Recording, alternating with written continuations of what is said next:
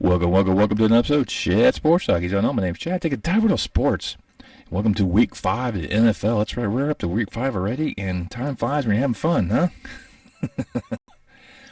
All right, last week I kind of did something a little different. I actually went with my preseason picks, like I did in Week 1, but Week 1 you always, you never know what's going to happen until they actually play. I actually went 10-6 last week, my best week thus far. So I figure I would keep that theme going, but I actually made a few changes, so we'll see how this one plays out. But before I dive into all that, if you could go ahead and smash that thumbs up for me, especially if content provider really pleases you two guys, really help promote this channel out. You can also subscribe. I love you guys review my work, and I love you all for doing that. Now, maybe if you subscribe, this costs you a dime and helps me provide more entertainment value for you. Now, just go ahead and kick off with Thursday night game, which is going to be Indianapolis going up to Denver. Two teams, I think, that had different ideas on how their season was going to go. Especially for Indianapolis. Everyone probably thought Indianapolis should be 3-1 by now. Because they played all three of their division opponents that have 0 wins to show for it. They're 0-2-1 against their own division. In division, they should be dominating. In a lot of people's eyes, including myself.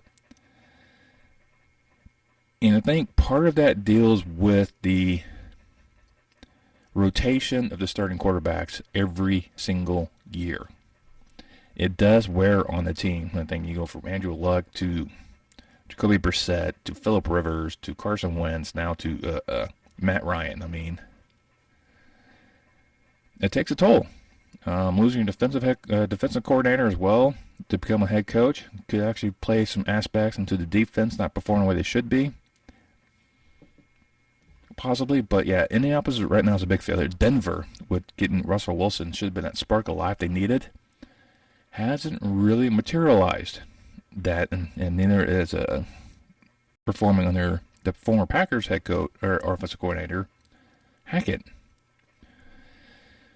So this is definitely a game where both teams are looking to try to put the foot in the ground on their season and go, this is our turning point. This is where we're going to go. Now, Indianapolis, I think, had that against Kansas City, and then they flopped the next week. I mean, it's just one of those weird things where, they should beat Tennessee at home, and they just got dominated. I don't feel much of a difference. I think Denver's going to come out on top on this one. I don't know. This game has a weird drive to it, but yeah, take the Broncos mile high. And then we'll kick things off on Sunday in London, once again, back in Tottenham Hotspur Stadium, where the Green Bay Packers will play the New York Giants. Now, Green Bay struggled against New England in their third-string quarterback. That more deals with the tenacity of the defense, because they ended up getting a pick six off of Aaron Rodgers, and they're able to run. The Giants can run. Giants actually have a decent quarterback as well. So the Giants offense will give Green Bay's defense issues. So the Packers offense needs to find ways where the receivers and Aaron Rodgers coalesce and actually, hey, we can work together and we actually win games instead of relying on Cobb and Lazard. But it is Aaron Rodgers. Despite all the woes he has on his offense, he still finds ways to win. I doubt he'll throw another pick six this season, so I don't see that one happening. I do see Green Bay edging out the Giants. Then we head up to Minnesota in a snow crawl over stadium, US Bank Stadium, as the Vikings play host to the Chicago Bears. And the Bears can't score touchdowns. I don't know what they're doing with Justin Fields. I don't know if they're trying to convert him to a pocket passer instead of utilizing his talents as the guy can elude and make plays with his feet. But something's not right in Chicago in terms of that offense, and I don't see that changing anytime soon, especially against Minnesota. And Minnesota's offense should have a fun time against Chicago, and Minnesota's favored by 7. And it's probably going to be more by that, but the Vikings beat the Bears. off to Buffalo, and Kenny Pickett would get the first start of his NFL career going against the Buffalo Bills. Congratulations. Welcome to the fire. This is not going to be pretty. Like I said, the Steelers defense does not have any teeth without TJ Watt. Josh Allen should have some fun. Kenny Pickett should probably make some plays, but also depends on his receivers actually, catching the ball. And you saw he was actually throwing some balls where his receivers should have caught it and never did. But we'll see how that one goes. But Najee Harris needs to do more than 200 yards total. 200 yards rushing for a season in 4 weeks is abysmal. He was highly touted coming out of college last year. I thought he was going to be the offensive rookie of the year. He's not lived up to the height in his sophomore season, partly because his offensive line is not as strong as it used to be, so he can't find the holes, but a good running back can make his own holes. But yeah, Buffalo's going to win big. Head over to Cleveland, where the Chargers come to town, and this one kind of debated back and forth, especially in the preseason, because I was looking at this and like, how is this going to actually go out? Because Cleveland on paper looks fabulous. So do the Chargers. Just when they actually go on the field, it's a completely different story. And with this one, I'm going to go with the Chargers. Just because I believe in Herbert better than I do Brissett. But Chubb's going to be the better running back. But I think Williams will be a better receiver. It's either or. Both defenses have some key playmakers on them. So, but I'll take Chargers in this one. Then we're off to New England, where Detroit Lions come to town, and New England is starting their third stringer, Zappy, who become the first rookie quarterback to throw a touchdown this season. So, and the funny thing is, if you put his picture and Mac Jones together, they look like brothers. They do.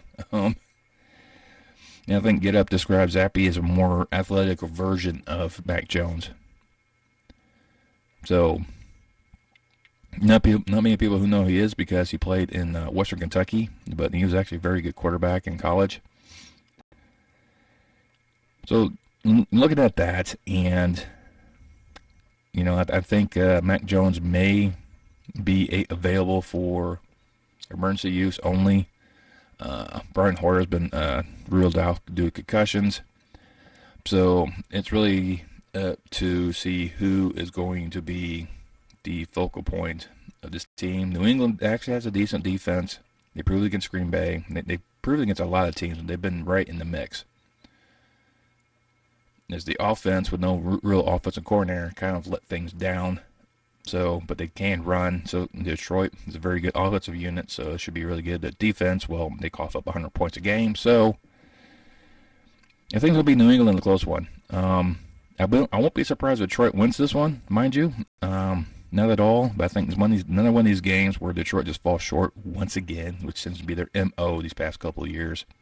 Actually, most of their lifetime. and right now, New England's favored by 3, and I think that's about the aspect of this game. Then we head down to New Orleans, where the Seahawks come to town, and Geno Smith has been almost a clone of Russell Wilson up there in Seattle. The quarterback play has not degraded at all between Russ and Geno, which is either a downplay on Russ or praising Geno. Either or, it's, they didn't lose a beat losing Russell Wilson, and New Orleans is just a mess right now. No one's lived to expectation. James Winston has been kind of injured, dealing with some injury issues as well, but when he has played, he's had a good couple of games, but after that, he's been James Winston of old. Andy Dalton is no longer what he used to be in Cincinnati. Alvin Kamara hasn't really been much of a factor there either. And preseason-wise, I picked the Saints, but this one I'm flipping, and I'm going with Seattle on this one. They're just too... I think they have enough just to get past New Orleans. I think the Saints defense will keep them in the game long enough. I know the Saints are favored by 5.5. I think that's because of their defense. But I'm going to take Seattle on this one. I think it's just too much of that going on. We head to New York where the Jets play host to the Dolphins. Tua Tagovailoa has been ruled out, thankfully. He probably needs to stay out for a couple weeks just to make sure he's all right. And the investigation to his situation is still being looked at by both the Players Association and the NFL. The Players Association fired that independent neurologist that cleared Tua on that game against Buffalo. But yeah, you got, I think the league and Players Association, Buffalo, looking at the team and organizations like, why did you let him back in? He had all the signs. But I really went on a rant on that last week. I'm not going to go again. Tua's out, so Bridgewater's in. Zach Wilson returned for the Jets, and he was fabulous. And I think the Jets are going to find themselves winning against Miami in a huge, huge matchup between divisional opponents. Preseason-wise, I have had the Jets win on this game because I have a feeling they're going to pull a few upsets, and I think this is going to be one of them. Jets, Jets, Jets, Jets. Atlanta will now take on Tampa Bay in Raymond James Stadium. And the Buccaneers just looked out of place against Kansas City last week. Kansas City just destroyed them, just lit them up. It's not going to be the same thing with Atlanta coming in because Patterson's out. So don't have to worry about the running game too much. Pitts is underperforming this year.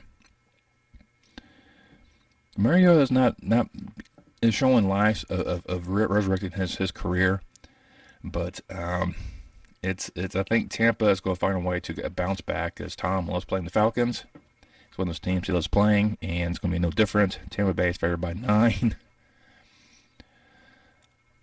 Yeah, things will be about that much. I think it might be even more. I think Tom and Tampa is looking to take their frustration out, getting their butts whooped by the Chiefs and the Falcons next on the menu. Then we have to D.C. where the Commanders play host to the Titans, and Carson Wentz is looking to D.C., a place that wasn't him. They actually went to go get him. And it's like, no, we want you here. We're not going to ship you off. He hasn't replicated that love. Now, it could be because the offensive line is pretty porous as well, so he spends more time running away from the defenders that try to, pick apart the defense. And Tennessee is a team that's starting to click and starting to gel correctly. I think it's another game Tennessee is going to find very easy for them to win. Right now they're favored by 2.5. As long as Derrick Henry can do another impressive running attack. Right now he only has a little over 300 yards rushing for the season. So he's definitely going to need to step up his performance to get back into his old form of just stiff-arming defenders and run them over. But yeah, I have Tennessee winning in D.C. And the Houston Texans head down to Jacksonville. This one should be interesting. Now, I think Houston will make this close. And then initially, for probably about 2.5 quarters, until Jacksonville just breaks it open. I think it's just how I'm just going to peer out because Houston has a decent running back in Pierce. Mills is not that bad of a quarterback. His receivers are questionable. It's Trevor Lawrence. I think he is the key to this game. If he can minimize his turnovers, it'd be fabulous like he was against Indianapolis. It'd be Jacksonville all day long. But if he happened to be like what he was in Philadelphia, Houston could find themselves in this game. But I think there's enough talent both on the offensive and defense side for the Jags for them to rebound and easily take care of the Texans. Then we head to Charlotte, where the Panthers play host to the 49ers, and Jimmy G looked at form last week against the Rams. He's taking on Carolina, and they just look like a declawed cat. They swap at you and you just laugh because it's just nothing but paw. And Baker is not the answer. McCaffrey not being used correctly. I have a feeling this is going to be Rule's last year in Carolina. And he hasn't transpired what he did in Baylor into the pro level. And a lot of times you don't see a lot of college coaches doing that. Lou Holtz, Spurrier, Chip Kelly, Nick Saban, all very good college coaches. Could never do it in the pros. I think Matt Rhule is going to be added to that list. So, looking at this one, yeah, picking the 49ers. They're favored by 6.5. It's going to be a wire beat like that. And here's an interesting one. Cowboys and Rams. Big D stands for defense. Cowboys defense is phenomenal, led by their stud, Micah Parsons. But the Rams defense also can look phenomenal, led by probably the greatest defensive lineman of this generation, Aaron Donald. And if those two behemoths of a monsters go at it, defense to defense, they both had excellent secondaries. I mean, it's going to come down to the running game. Who can actually get the running game going? Dallas has the better running backs. LA has the better quarterback. And the receivers are, I think, about even. Right now, the Rams are favored by 5.5, and they're playing at home. I think it's just a matter of time before the luster of Cooper Rush finally ends, and Greeny can come back down to earth and start claiming him as MVP. Because he's just, as Saturday would say, hi. But I'm going with the Rams at home against the Cowboys. It's just, I don't see anything different with this one. And it's just one of these games that I think is going to be interesting. I think it'll be a lot closer than 5. Really do. Just how these defenses are and how these offenses can be formed and what may happen because of those defenses. Then we head to the desert where the Cardinals are hosting the Eagles. So the battle of the birds. To find out who's going to sit on top of a cactus. And I don't know, Arizona is just not matching their tenacity from last year, which I knew they wouldn't. Because they ran out of steam last year, and I knew that it wasn't going to transpire this year. But Philadelphia bet on Hurst, and they got him some Hollywood Brown to help him out on the passing attack. And that's really helped him out. And the defense is really good. Offensive line's really good. This one, preseason-wise, I had Arizona. But this week, I am picking Philadelphia to remain undefeated. Right now, Philly's favored by 5. Nothing's going to be like that. I think Philly's going to get themselves a nice lead and just play conservative throughout the game. I mean, that's been their MO. They get a nice, good cushion lead and just play conservative for the rest of the game where they don't have to really stretch out plays or go too much. You got just enough to keep the other offenses limited time. Get their defense rest. That's all they have to do. Head to Baltimore for Sunday Night Football between the Cincinnati Bengals and Baltimore Ravens. The matchup between Lamar Jackson and Joe Burrow. This should be epic. Now, it all depends if Baltimore's defense can actually hold on to a lead. That's been their Achilles heel right now. They let Miami come back, and they let Buffalo come back. Two games they could have won, and didn't. So they should be undefeated. Plain and simple, Baltimore should be undefeated.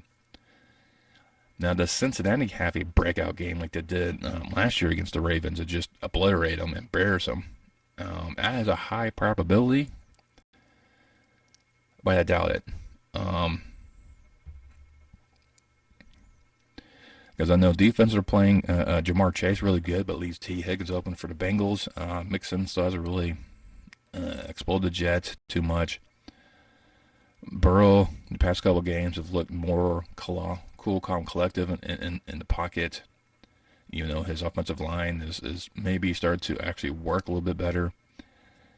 Right now, Baltimore's favored by 3, and I think it will be that close. I really do. So I will also pick Baltimore in this one, and definitely go with the 3 points. And then Monday night, Raiders and Chiefs. The Raiders are also another disappointing team. They a lot of things were touted upon them, like this is the time frame that the Raiders are finally going to get over that hump. And they got that offensive minded coach. They bring Devontae Adams to pair up with his college buddy. That defense, looked decent last year. Should be better this year. It hasn't transpired yet. Just they haven't quite clicked. I mean, they finally got their first win last week against Denver, which I think everyone knew was coming. But Kansas City just looked explosive against Tampa Bay after they stumbled against the Colts. Now, right now, Kansas City's favored by 7. I actually think this might be a lot closer than that, just because it's a divisional game, and divisional opponents always seem to play each other pretty close. But Mahomes loves playing the Raiders, and he does very, very good against them, and I don't see anything different. Well, I know the Raiders will probably make it close. I think the offense will make it close just because of the Kansas City defense. I mean, they stepped up against Tampa Bay. I'll throw that one out there again. I mean, they still golfed up with quite a few points, so as long as Kansas City offense can get touchdowns on each possession, or at least the vast majority of them, it's going to be Kansas City. And I'm picking the Chiefs at home. Well, those are my picks. Yeah, we'll see if I can transpire. I've only made 2 changes for my preseason for this week, so see that little tweak will help me out. So last week I won 10 of my games, which I felt really good about. And it was just like, hey, look, there's another one. And I'm like, hey, I'm doing great. Until we had, games like Tennessee beating Indianapolis. I'm like, what? No. This is life. But hey, let me know down below what you think of these picks. Which game do you think I got completely wrong? Which game are you looking forward to this weekend? Because the Monday night game is going to be phenomenal. I think Sunday night games is going to be phenomenal. Those are 2 definitely good games to really watch out for. Write it down there. Make sure you hit that thumbs up once again. You go share this video with friends and family. It really helps promote this channel out. Once you subscribe, make sure you hit that bell notification. Let you know the next time I post any more content on my channel. And I'll see you next time on Chat Sports Talk.